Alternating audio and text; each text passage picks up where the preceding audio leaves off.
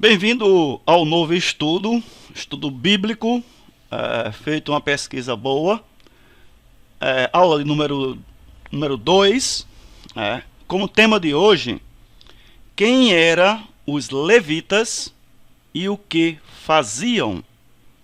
Então vamos entender hoje quem são os levitas e o que eles faziam no tempo do tabernáculo do Senhor, ok?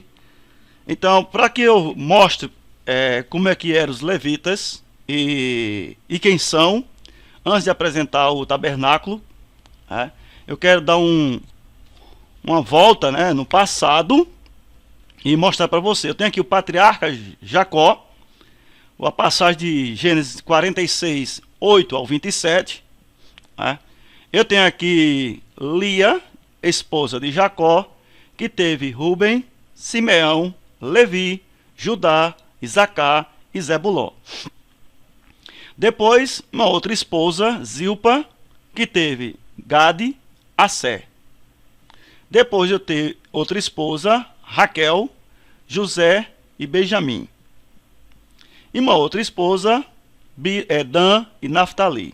Então, esses 12 homens aqui, selecionados, esses 12 homens aqui, o pai dele foi Jacó, patriarca Jacó.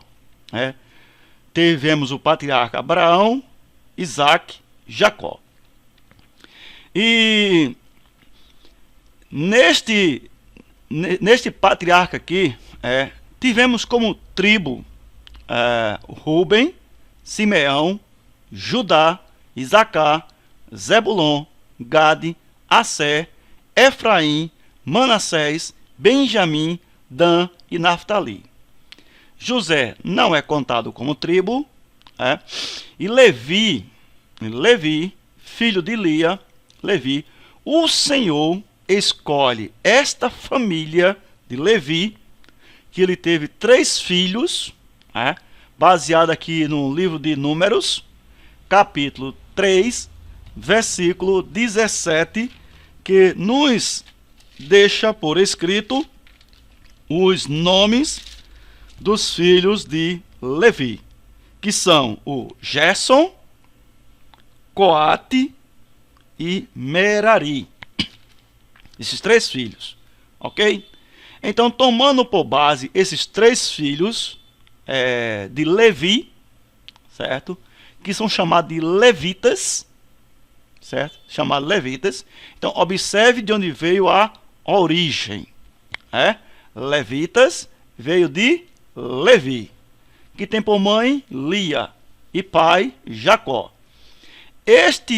Esta família aqui de Levi, quando Jacó profere as bênçãos, já perto de morrer, Jacó profere as bênçãos para os 12 filhos, os 12 filhos, incluindo José e Manassés, que Jacó dá a bênção, fala logo de todos de uma pancada só. Então, veja só, Jacó cita que Simeão e Levi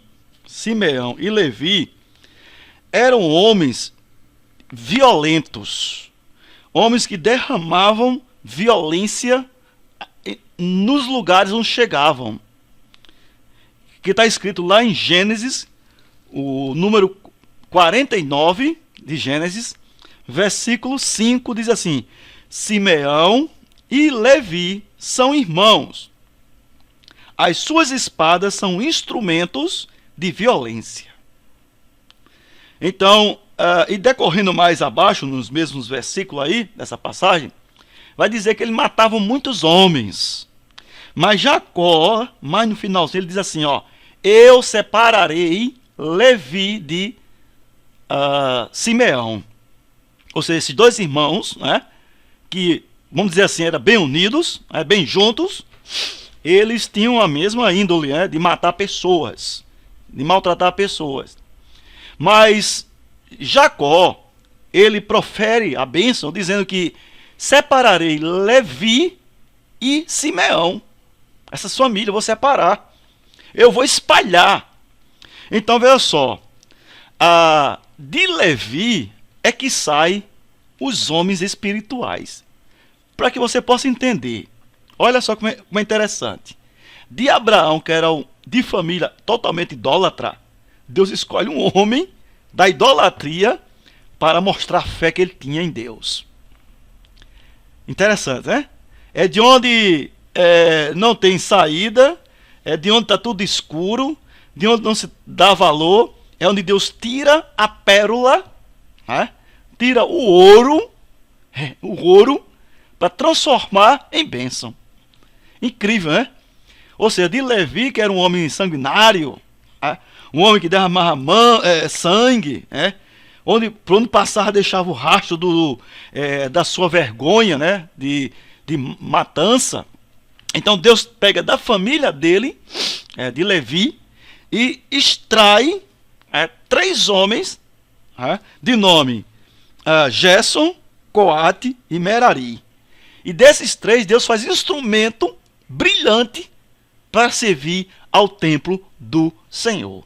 Então veja só, era da família que derramavam sangue e passam o quê? A fazer trabalho espiritual a Deus.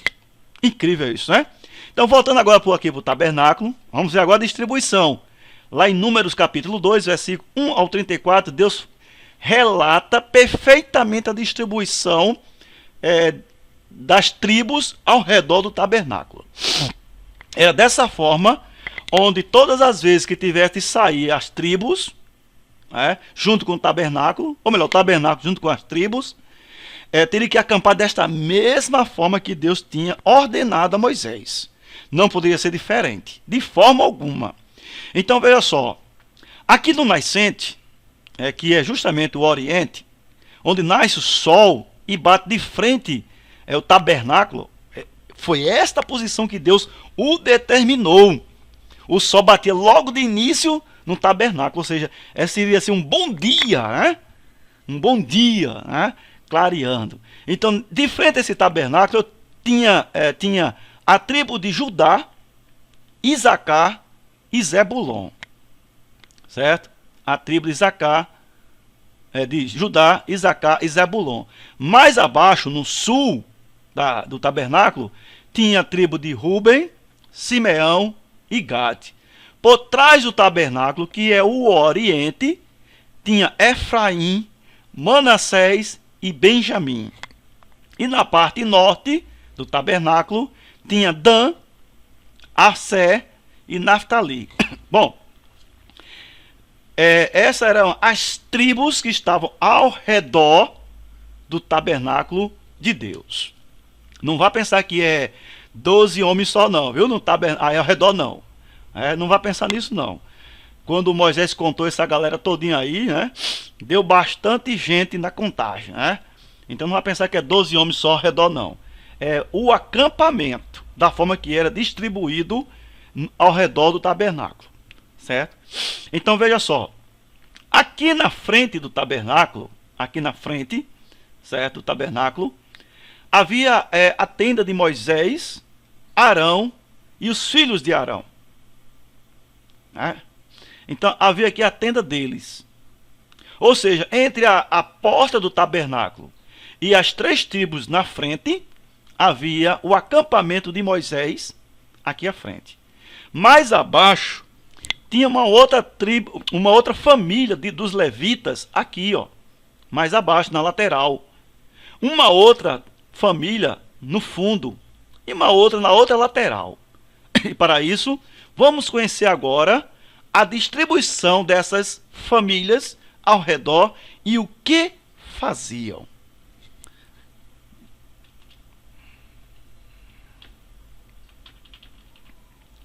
Bom, como eu tenho falado anteriormente, aqui encontra-se no amarelo, deduzindo que seja o tabernáculo, certo?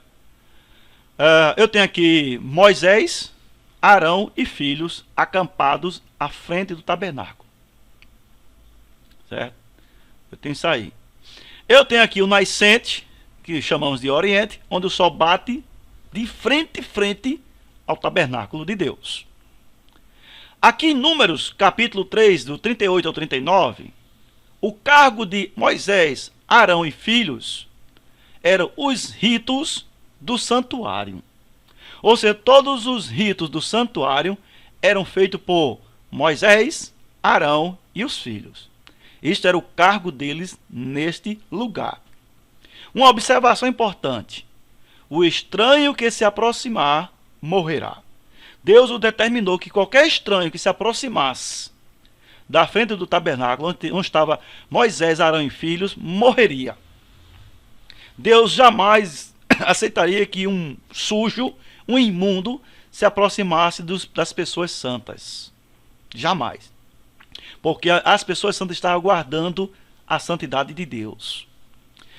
Mais abaixo, aqui, mais abaixo, no sul, eu tenho Coate, que é da família Coatitas.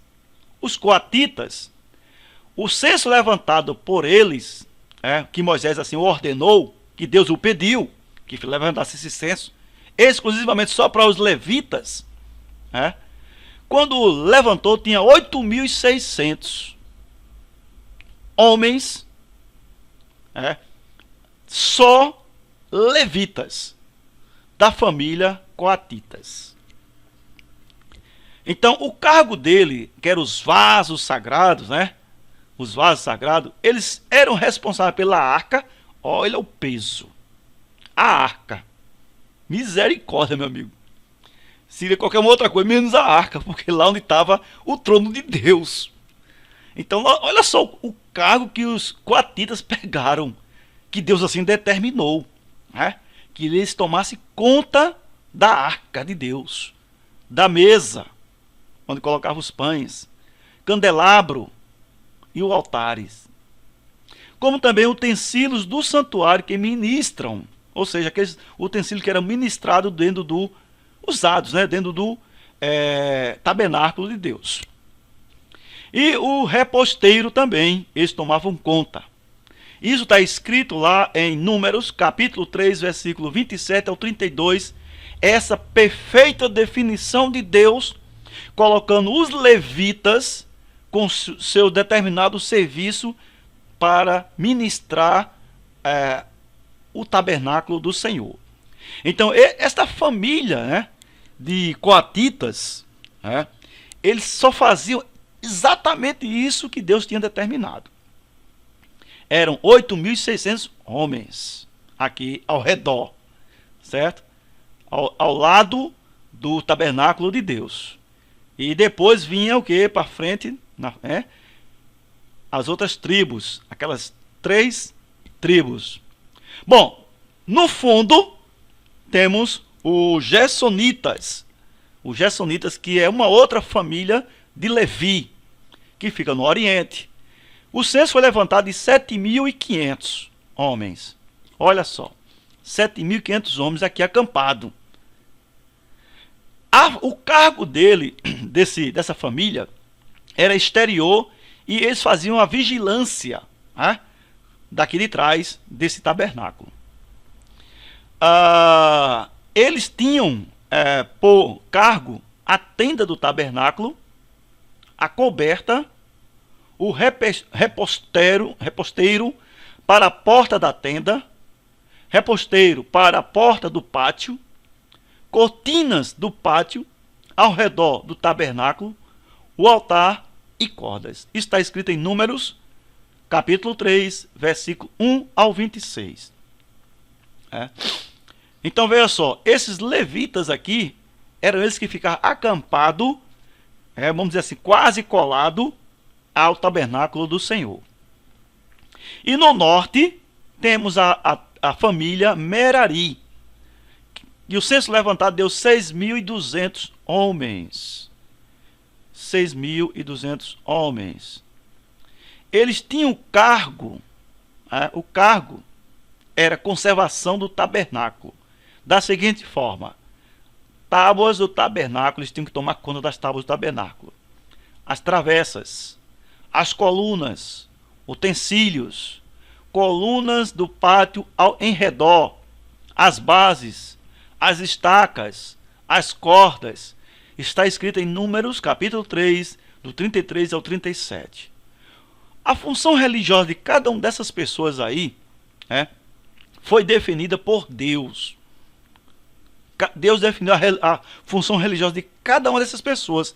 Olha que esses levitas vieram de uma família, que derramava sangue lá atrás. Às vezes tem gente que acha que um filho de um pastor, de um presbítero, de um diácono ou de outra pessoa da igreja, né, de nome, pensa que um filho daquele dali, ou uma filha, Deus vai escolher para fazer um bom trabalho. Às vezes a gente pensa nisso, né? Mas Deus escolhe justamente pessoas que Deus conhece, que possa fazer aquele trabalho. Então Deus não vê para um homem que já está lá dentro. Deus vê para aquele que realmente Deus sabe que, se chamar, ele faz um bom trabalho. Foi o caso de Paulo, né? Paulo de Tarso. Veja o trabalho brilhante que ele fez diante dos discípulos de Cristo. Mas continuando aqui, vamos conhecer agora o lado espiritual do tabernáculo de Deus. Certo? Aqui eu tenho esse modelo aqui, né? Lá de Israel, nesse modelo aqui. E agora eu vou mostrar o lado espiritual do tabernáculo de Deus. Vamos ver o que significa essas coisas. Eu tenho algo tão importante para você ver nesse dia de hoje. Olha só. Eu tenho aqui o tabernáculo do Senhor. Eu tenho aqui o início, a porta. Que na frente ficava quem? Moisés, Arão e filhos. Ficava aqui na frente. Ao entrar no tabernáculo, tinha o altar do holocausto. Um pouco mais à frente, o lavatório. Passando a primeira cortina, primeira cortina aqui, o sacerdote entrava, no lugar santo. O sacerdote entrava no lugar santo. Que lá na direita, ele tinha a mesa dos pães, onde tem essa mesa que havia lá 12 pães. Cada um pão representava uma tribo de Israel. E no lado esquerdo tinha o candelabro de ouro, que eram 7 lâmpadas que estavam acesas constantemente. E um pouco mais à frente, já perto do véu, a outra cortina, onde separava o lugar santo do lugar dos santos, ou lugar santíssimo, tinha o altar do incenso. E passando o véu, que separava, certo, esses dois lugares santos, tinha a arca da aliança de Deus. E dentro dessa arca tinha as tábuas que Moisés recebeu, de Deus, com os mandamentos, a vara de Arão. Então estava tudo aqui dentro da arca do Senhor. Um fato interessante que eu quero chamar a atenção é que cada um tem o seu significado importantíssimo para Deus.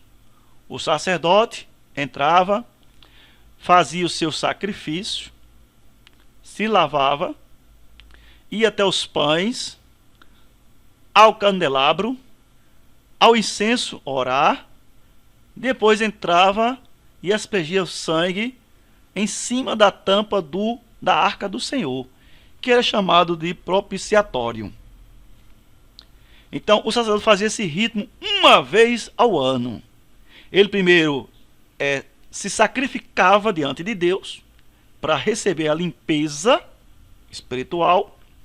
E uma vez ele recebido esta limpeza, ele sairia e começaria outro ritmo na mesma sequência, mas agora para o povo de Deus.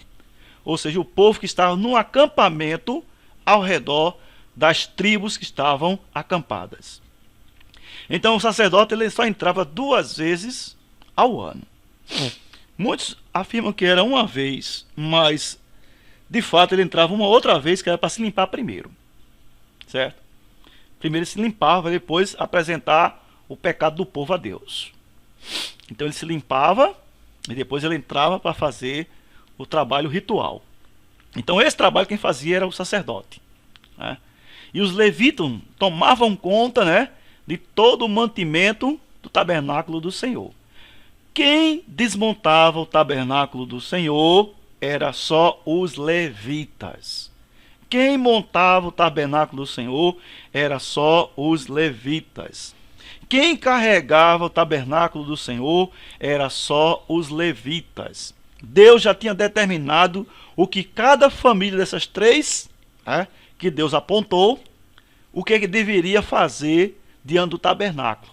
Não era qualquer pessoa dos levitas que dizia assim, hoje eu vou pegar o lavatório, hoje eu vou pegar o altar, vou levar. Não, não era assim não. As coisas de Deus sempre foi e sempre será super perfeita na organização.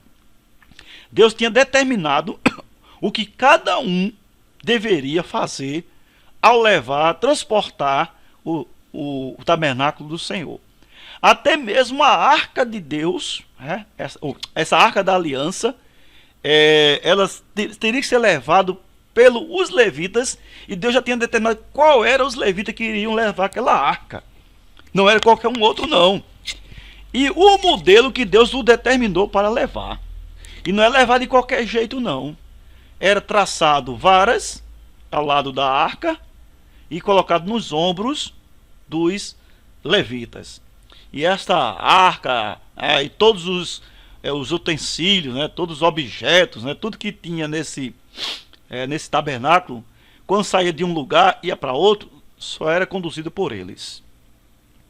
Eu vejo hoje nas igrejas pessoas dando uma bênção, não quero aqui criticar, mas pessoas dando a bênção, pessoas ministrando ceia, pessoas subindo ao altar não, subindo ao púlpito, pessoas fazendo coisas que não deveria e não caberia a ela.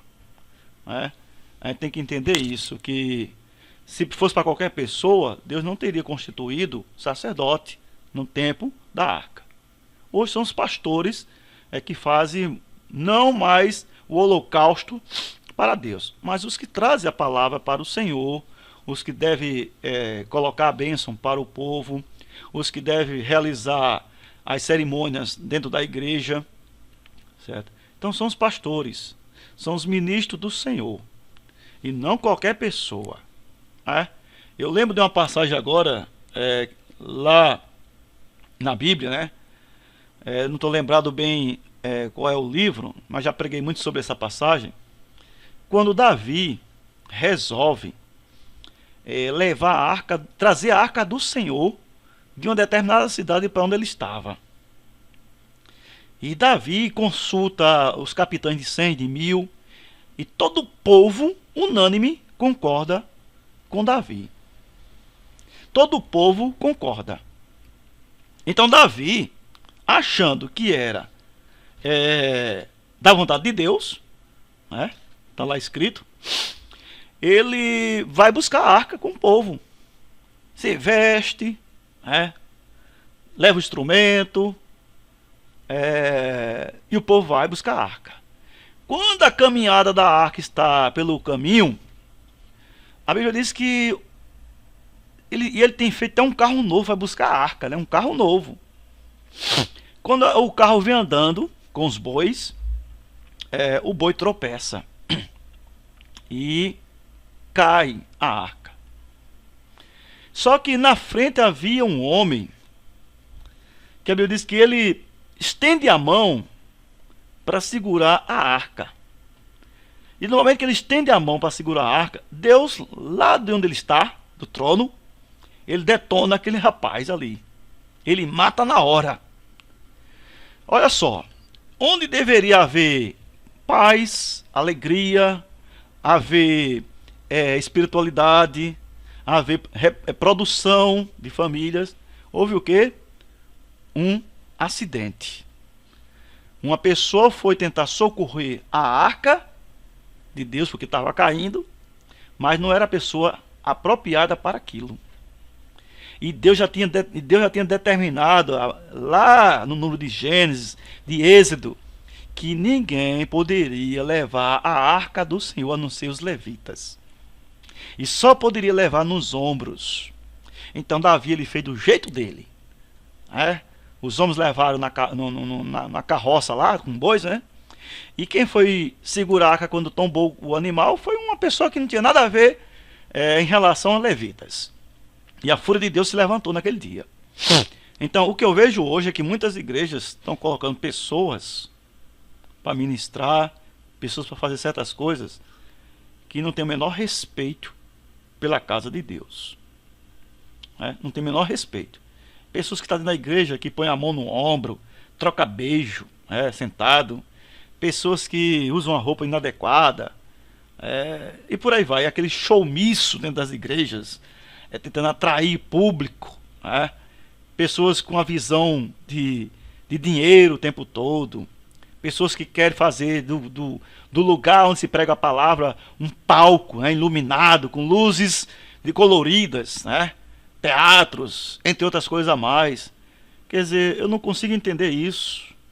Como é que o povo perverte uma coisa original do Senhor, uma coisa onde deve ter a santidade, o respeito, a honra, o carinho, o amor pelo lugar onde está ali, onde representa ali os servos do Senhor, onde se faz brincadeira, pessoas dançando no lugar onde se prega uma palavra com roupas íntimas, roupas curtas, pessoas dançando, igreja se vendendo por facilidade, igual aquela passagem de Esaú e Jacó, que trocou a bênção, aquela primogenitura, trocou pelo um bocado de comida. Então tem muitos pastores hoje trocando a bênção de Deus pelo um bocado de comida. Tem muitos. É o que mais tem hoje. Bom, para finalizar, olha só, que coisa linda. Veja só, da porta até a Arca da Aliança, tudo baseado em Cristo. Tudo baseado no Evangelho de João. Olha só, no Evangelho de João, presta atenção aqui, ó. Referente à porta. Lá em João, no capítulo 10, versículo 9, diz assim: eu sou a porta. Eu sou a porta. Quem é a porta? Está lá em João, capítulo 10, versículo 9. Eu sou a porta. Aí depois, o altar do holocausto. Está lá em João, capítulo 1, 29. 1, 29. Eis o Cordeiro de Deus que tira o pecado do mundo. O lugar de quê? Holocausto. Mais adiante, que é o lavatório. O lavatório. Olha só. Lá em João, capítulo 4, versículo 13 e 14. Uma fonte de água. Está baseada em quem essa fonte de água? Está baseado em quem este cordeiro do holocausto? Está baseado em quem esta porta? Continuando, não para não. Aqui agora no candelabro. No candelabro agora. Lá em João, capítulo 9, versículo 5. 9 e 5. Diz assim, ó. Eu sou a luz do mundo. Referente ao candelabro. E referente agora à mesa. Olha só. João, capítulo 6, versículo 35. Eu sou o pão da vida. Na mesa tem o quê? Pão. Continuando. Agora o altar de incenso. João, capítulo 14, 6. Eu sou o caminho. O caminho, preste atenção, entendimento. O altar de incenso é para quê? Tocar? Tem um incensozinho, a fumaça. Quando você vê uma fumaça em uma árvore, uma planta, ela sobe ou desce? Geralmente sobe. Se sobe, é porque as orações levam a Deus. E era justamente no altar de incenso que o sacerdote fazia as orações a Deus. Então veja só. E por último, a Arca da Aliança. Isso tudo baseado em João, no Evangelho de João. Que curiosidade bonita, viu? Eu e o Pai somos um. João 10, 30. Ou seja, todo esse percurso aqui da arca, do tabernáculo do Senhor, está voltado para Cristo. Todos os textos lidos estão baseados em Cristo. Começa com a porta, o altar, o lavatório, o candelabro, os pães, o incenso, e a arca da aliança. É tanto que quando Cristo está lá na cruz do Calvário, o que acontece? E em Mateus, o capítulo 27, 51, sobre o véu, diz que: eis que o véu do santuário se rasgou em duas partes, de alto a baixo. Então, quando Cristo morreu na cruz, a Bíblia diz que o véu se rasgou de cima para baixo, ou seja, de Deus para a terra, nos dando agora o quê? Abrindo acesso a conversar com Deus. Ou seja, esse véu aqui que separava o lugar santo do lugar santíssimo, ele se rasgou de cima a baixo. Ou seja, houve abertura agora para que o povo pudesse fazer a comunicação com Deus. Mas foi através de quem? Cristo. Foi ele que fez todo este percurso quando foi morrer. Então, só lembrando a você que os levitas, eles tiveram um bom serviço diante do Senhor. Então a Bíblia mostra justamente aquilo que eu falei para você. Qual era a função dos levitas, e qual era o que eles faziam. Ok? Porque tem muita gente desavisada na igreja que chama as pessoas de levitas. Hoje podia até assim pensar, com posição, seria hoje um levita seria um diácono ou um presbítero, não é? A função dos dois juntos daria para ser um levita, porque eles fazem justamente o que é manutenção na casa do Senhor, o diácono e o presbítero. Mas não o cantor. O cantor, que muita gente diz, um levita, eu vou chamar o levita.